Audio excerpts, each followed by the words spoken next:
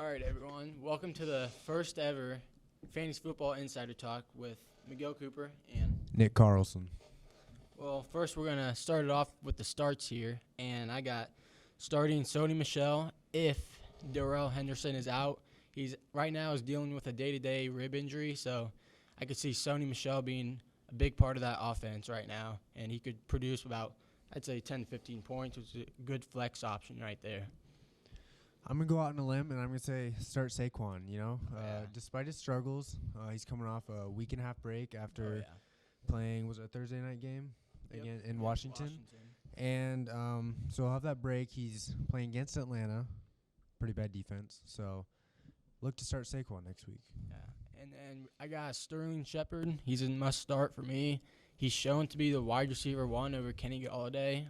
Daniel Jones has thrown the ball way more to him than Kenny Galladay, so I could see him being a good wide receiver too for this week.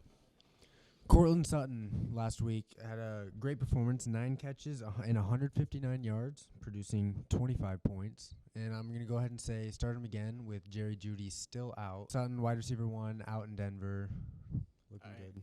Next up, we got sitting Kareem Hunt. He faces a tough Bears front D line. Him talking about his Bears, and he has Kareem, but I don't see him doing well. He's a RB2 behind Nick Chubb. He just doesn't see the ball as much as him. Miguel, I'll have to disagree with that one, but we can go ahead and put this out there. But Kareem Hunt, solid start option.